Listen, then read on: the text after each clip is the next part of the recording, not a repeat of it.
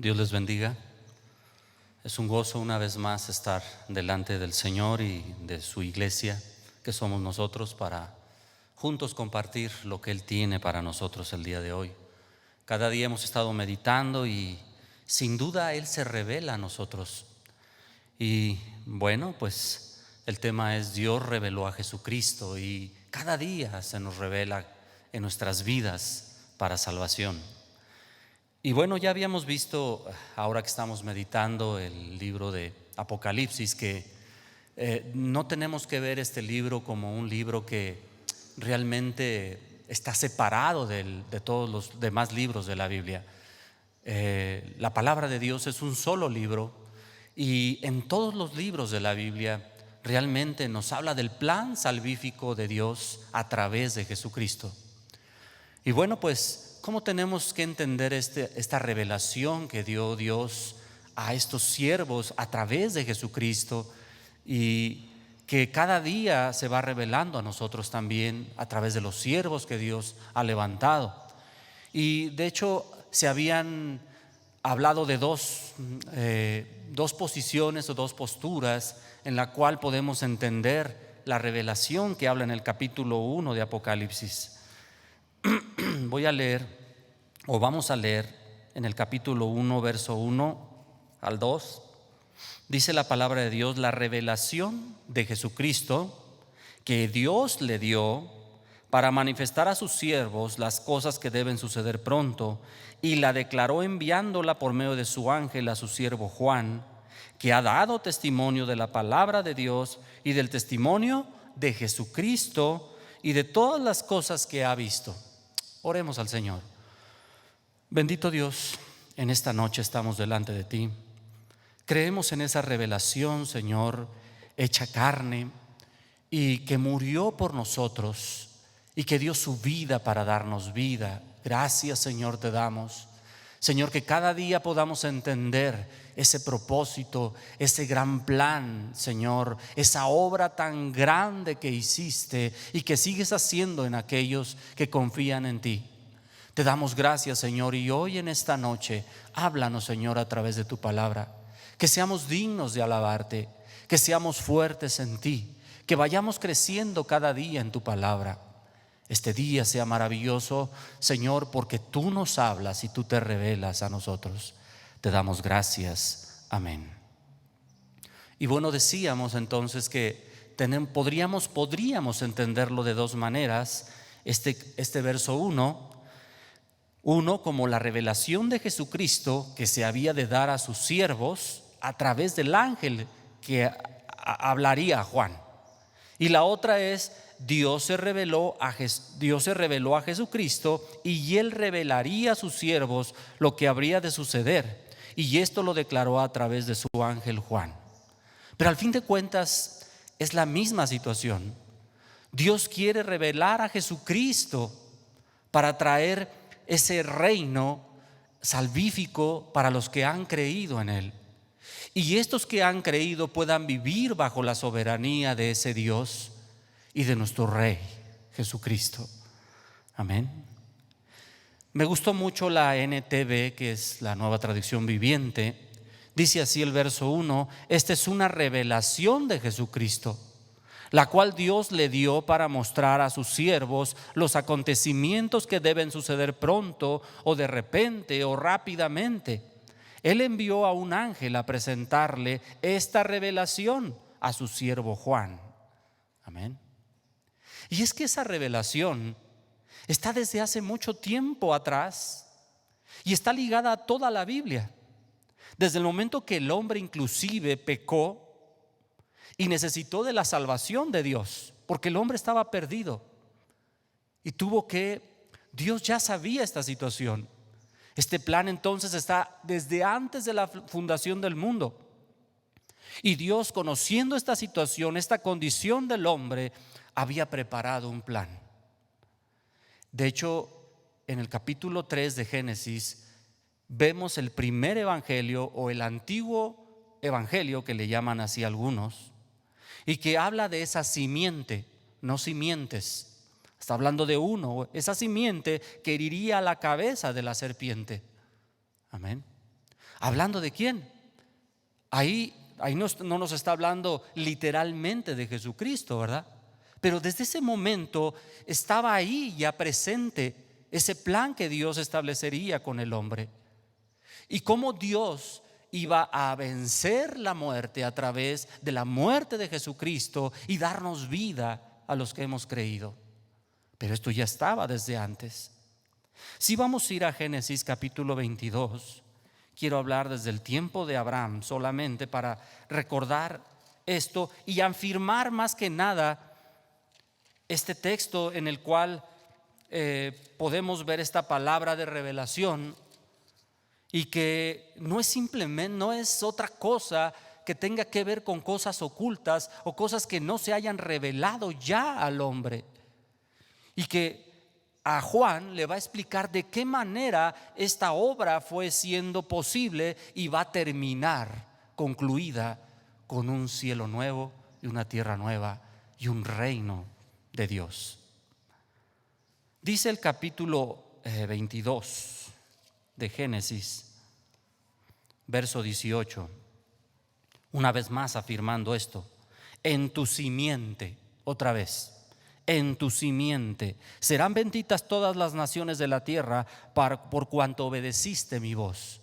Esta promesa que se le da a Abraham desde ese tiempo estaba ya incluida en Jesucristo. En tu simiente, hablando de ese linaje y de esa trascendencia que iba a traer después, con mucho tiempo, a Jesucristo y los que creyeran en Él. Amén. En el capítulo 3 del libro de Gálatas también ya lo va a descubrir todavía más. Vamos a Gálatas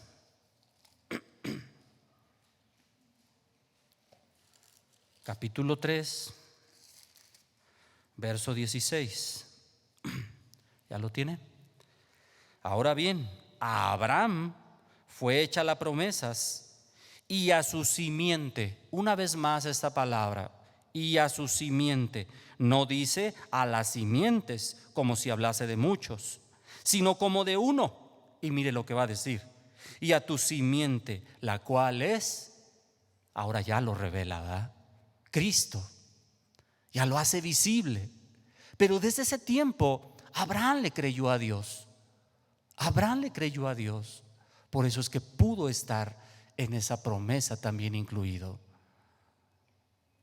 Vamos ahora a Primera de Juan. Y esto es lo mismo que va a seguir el autor de Apocalipsis y que va a incluir también en su primera carta, porque es el mismo que escribe primera carta y el Evangelio según San Juan. Pero él también va a revelar esto que estaba oculto y que de alguna manera ahora es visible, y la iglesia tiene que entender, y todo el que ha creído. Dice el capítulo 1 de primera carta de Juan: lo que era desde el principio, lo que hemos oído, lo que hemos visto con nuestros ojos, lo que hemos contemplado y palpado nuestras manos, tocante ¿a quién? Al verbo de verdad, al verbo de vida. Y el Evangelio según San Juan en el capítulo 1 nos va a descubrir también ese verbo como Jesucristo. Amén. Dice el verso 2: porque la vida fue manifestada y la hemos visto. ¿Qué dice que fue ahora manifestado? Esa vida. Y ahora dice: yo testifico y anuncio la vida eterna. Ahora se anunció la vida eterna a través de este que fue testificado, la cual estaba con el Padre y se nos manifestó. ¿Hablando de quién? Una vez más, de Jesucristo. Dice el verso 3: lo que hemos visto y oído, esto os anunciamos para que también vosotros tengáis comunión con nosotros, y nuestra comunión verdaderamente es con el Padre. ¿Y quién? Con su Hijo Jesucristo. Estas cosas os escribo para que vuestro gozo sea cumplido. Entonces, de esta manera el hermano Juan va a testificar y va a ser visible lo que él miró, lo que él tocó, lo que él experimentó en ese tiempo, y ahora va a externar a sus hermanos, Y va a hacer que ellos puedan afirmarse en la fe y puedan entender de qué manera es que Dios planeó desde antes de la fundación del mundo este plan. ¿De qué nos va a hablar el libro de Apocalipsis? De hecho, entonces de esto mismo. Esta revelación va a ser continua y va a hablar de los que creen, de los que están bajo el reino de Dios y de los que caminan en ese camino del Señor y pueden ser afirmados y parte de ese pueblo que Dios ha establecido. Muchos piensan que las cosas entonces reveladas son cosas sobrenaturales que vendrán, o eventos que se relacionan con la venida de Cristo. Y no estoy diciendo que no, Cristo viene, pero no es el propósito del libro de Apocalipsis, sino, como dice, a Jesucristo y el plan salvífico. De hecho, Jesús nunca reveló señales que vendrían antes de su segunda venida, ni cuándo regresaría, a pesar de que se lo preguntaron. Si recuerdan esto, y si no, vamos ahí a Mateo capítulo 24, solamente para recordar esto.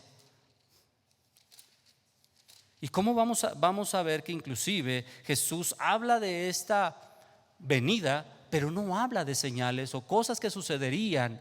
Y estas cosas que han sucedido siempre han estado. Pero de hecho en este capítulo 24 de Mateo está hablando él de la destrucción del templo. Y sí va a haber una parte donde él dice velen, pero no tiene que ver nada con el libro de Apocalipsis en la cuestión de saber cuáles son las señales que serían para la venida de Jesús. Dice el capítulo 24, vamos a leer desde el verso 1, hablando de ese templo. Dice: cuando Jesús salió del templo y se iba, se acercaron sus discípulos para mostrarle los edificios del templo. ¿Qué le mostraron? ¿Qué le dijeron? Mira estos edificios del templo. Respondiendo él, o sea Jesús, les dijo: ¿veis todo esto? De cierto os digo que no quedará aquí piedra sobre piedra que no sea derribada. Entonces, ¿de qué es lo que estaba hablando Jesús? De ese templo que sería derribado. Pero fíjense lo que dice el verso 3: y estando sentado en el monte de los olivos, los discípulos se acercaron aparte diciendo: dinos, ¿cuándo serán estas cosas? O sea, del templo. ¿Y qué señal habrá de tu venida? Aquí ellos están incluyendo otra pregunta: y del fin del siglo. Pero realmente Jesús no les iba a dar señales como tal, sino más bien lo que le interesaba es que ellos pudiesen estar preparados. Dice el capítulo 24, verso 36, hablando de su venida. Mire lo que dice la palabra: pero del día y la hora, ¿qué? Nadie sabe. Fíjense, ni aun los ángeles del cielo, sino ¿quién? Solo mi Padre. Mas como en los días de Noé, eso sí va a decir el Señor. Fíjense, pero más bien sí, como en los días de Noé, así será la venida del Hijo del Hombre. Porque como en los días antes del diluvio estaban comiendo y bebiendo, casándose y dándose en casamiento, hasta el día que Noé entró en el arca, y no entendieron hasta que vino el diluvio y se los llevó a todos, así será también la venida del Hijo del Hombre. Hermanos, ¿cuántas situaciones han pasado en este mundo? ¿Cuántas cosas han sucedido que pareciere que se avecina la venida del Señor? Inclusive han profetizado o han dicho que ya está el Señor en la esquina, un decir, y no llega, ¿verdad? Pero dice el Señor muy claro: la gente va a estar tranquila, la gente va a estar haciendo las cosas que sigue haciendo, pero en el momento que menos piensen, el Señor vendrá. Lo que sí sé, hermanos, es que cada día que pasa estamos más cerca del día del Señor, ¿no? Es lógico. Cada día que pasa, no sabemos si son meses, años, siglos todavía. No lo sabemos. Lo que sí insistió Jesús y que Él anhelaba que ellos tuvieran en su vida, dice el verso 42: de ahí del mismo capítulo 24. Miren, velen, velen, pues porque no sabéis a qué hora ha de venir vuestro Señor. Pero bueno, si tuviéramos que ahora tomar un tema de qué es velad, no nos alcanzaría el tiempo.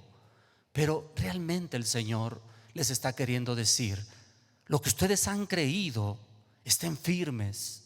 ¿Hasta cuándo? Hasta el fin. No desmayen, sigan creyendo. Esa doctrina que les fue enseñado, esa fe que tienen en el Señor y esa promesa de Dios, Él la cumplirá. Ustedes manténganse firmes, porque no sabéis el día. Entonces, realmente Apocalipsis no nos va a hablar de una señal para saber que viene el Señor, sino nos va a afirmar, o en ese tiempo a ellos quería afirmar en la fe, puesto que estaban pasando situaciones y tribulaciones difíciles. Yo preguntaría, ¿hoy no estamos pasando tribulaciones? Sí. ¿Y cómo tenemos que estar? Firmes, fuertes, creciendo en el Señor, creyéndole a Dios. ¿A pesar de qué? A pesar de todo lo que podemos estar pasando. Entonces el propósito realmente de esa revelación a sus siervos se centra en el plan de salvación, que conozcan a Jesucristo, porque realmente es revelado Jesucristo, ya que si es así, podrán tener vida eterna. Así lo dice Juan, una vez más, Juan capítulo 5. Vamos allá.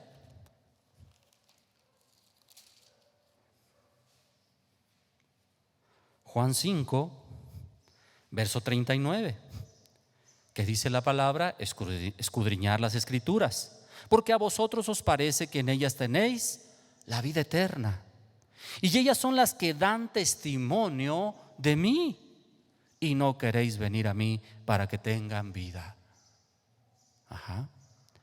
Capítulo 20, ahí mismo en Juan.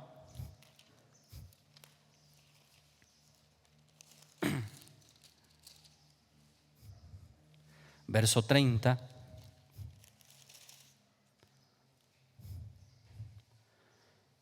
Dice la palabra: hizo además Jesús muchas otras señales en presencia de sus discípulos, las cuales no están escritas en este libro, pero estas se han escrito para que creáis. ¿Para qué se escribieron? Para que creáis que Jesús es el Cristo, el Hijo de Dios, y para que creyendo entonces tengan vida en su nombre. ¿Cuál es el propósito entonces de revelar a Jesucristo?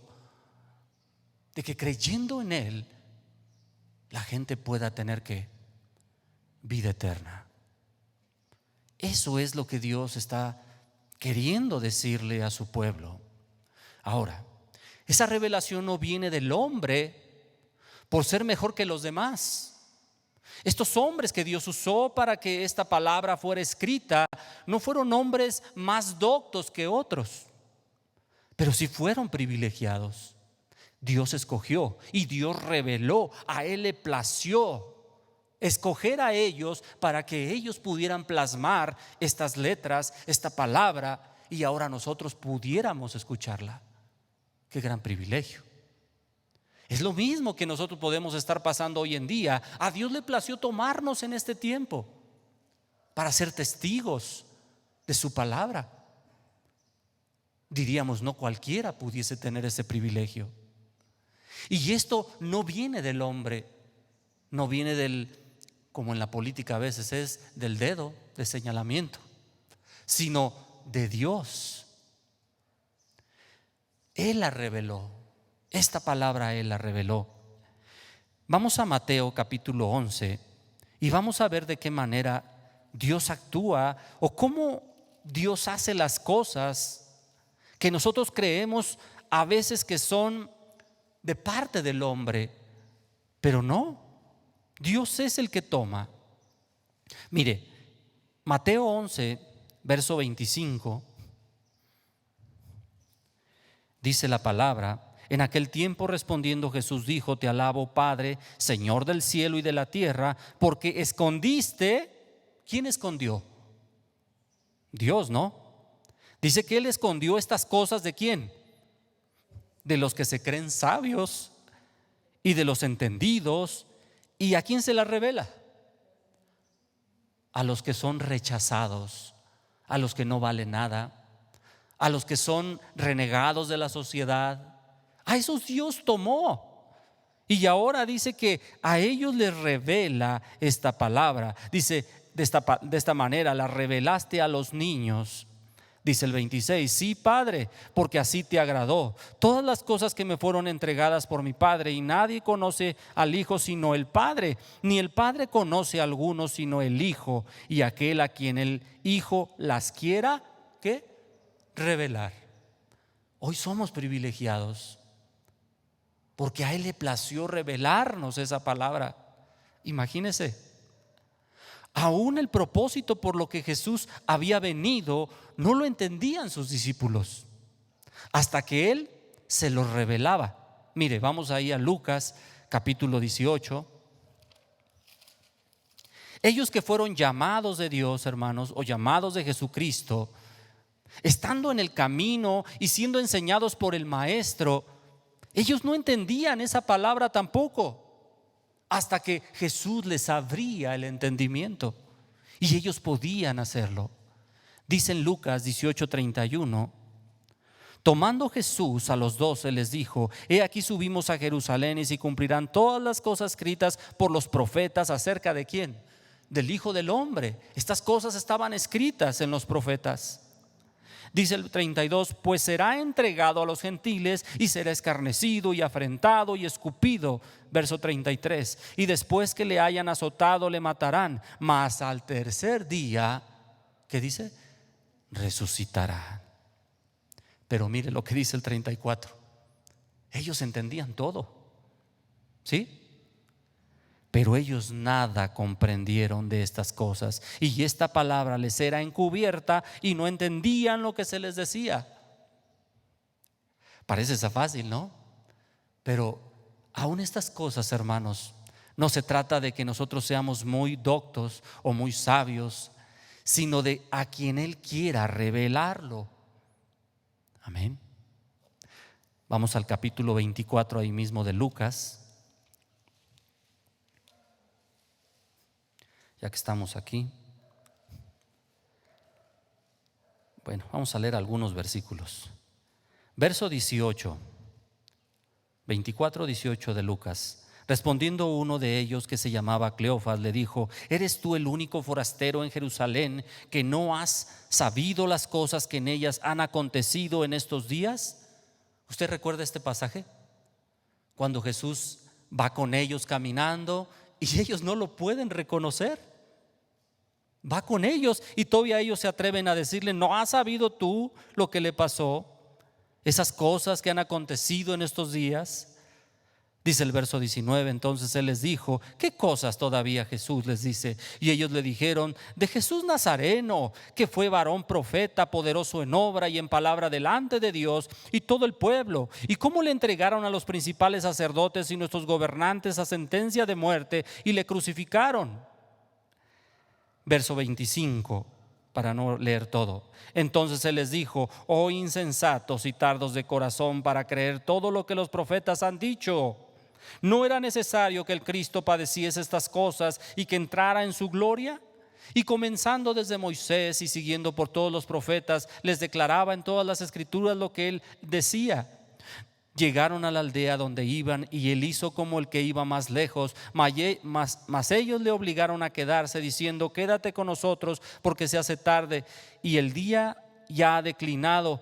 Entró pues a quedarse con ellos, y aconteció que estando sentado con ellos a la mesa, tomó el pan y lo bendijo, lo partió y les dio. Pero miren, hasta este momento, dice el verso 31, entonces les fueron abiertos los ojos y le reconocieron, mas Él desapareció de su vista. ¿Quién hizo esta obra? ¿A quién le plació revelarse? hasta un momento y hasta después, dice el Señor, que dice que les da este pan, entonces ellos pueden abrir sus ojos o les abre sus ojos. Y esto no viene, como les decíamos hace rato, del hombre que sea muy sabio para poder entender esta palabra, sino que esta revelación viene de Dios. Mateo capítulo 16, mire cómo dice.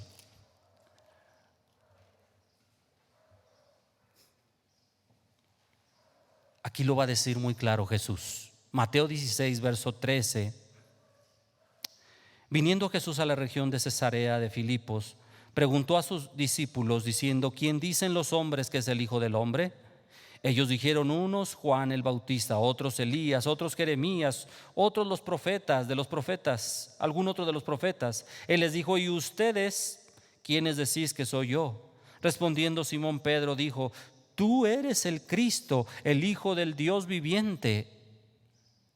¿Sería más sabio Pedro que los demás, hermanos? Pero mire Jesús lo que va a decir. Entonces le respondió Jesús: bienaventurado eres, Simón, hijo de Jonás. Mire, porque no te lo reveló carne ni sangre, sino ¿quién? Mi Padre que está en los cielos. Entonces podemos entender que el que revela es el Señor esta palabra. Vamos a Juan, ya estamos terminando. Juan capítulo 3. Es que me es importante que veamos todos estos textos para que veamos de qué revelación está hablando el Señor. Y empieza a hablar Apocalipsis. Juan capítulo 3, verso 31. El que de arriba viene es sobre todos. El que es de la tierra es terrenal, y cosas terrenales habla, y el que viene del cielo es sobre todos. Y lo que vio y oyó, esto testifica, y nadie recibe su testimonio. El que recibe su testimonio, este atestigua que Dios es veraz, porque el que Dios envió, las palabras de Dios habla, pues Dios no da el Espíritu por medida. El Padre ama al Hijo y todas las cosas ha entregado en su mano. Pero mira el 36. El que cree en el Hijo, ¿qué dice? Tiene vida eterna. Pero el que rehúsa creer en el Hijo no verá la vida, sino que la ira de Dios será sobre él. Y de esto nos va a hablar todo Apocalipsis. Por eso después en el capítulo 2, capítulo 3, va a hablar de las iglesias. Y este testimonio y esta palabra que van a escuchar ellos es cómo tiene que vivir esa iglesia bajo el reino de Dios.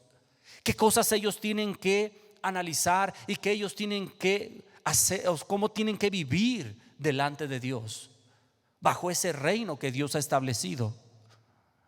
Por eso, para terminar, en Apocalipsis capítulo 1, vamos a regresar ahí.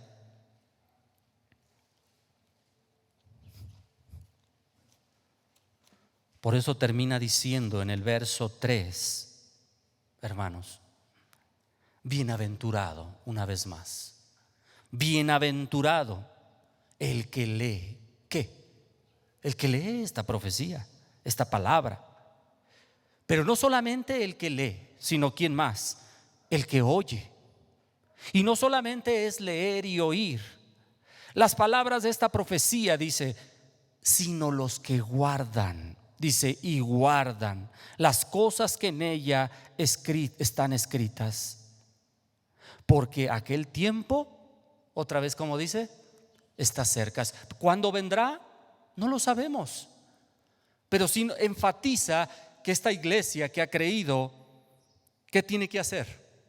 ¿Y cómo va a ser bienaventurada?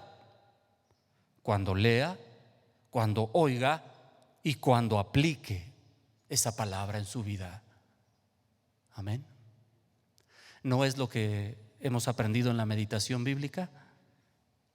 Tener ese encuentro con Dios, conocer su voluntad, cumplir esa voluntad y obedecer esa voluntad dándole la gloria.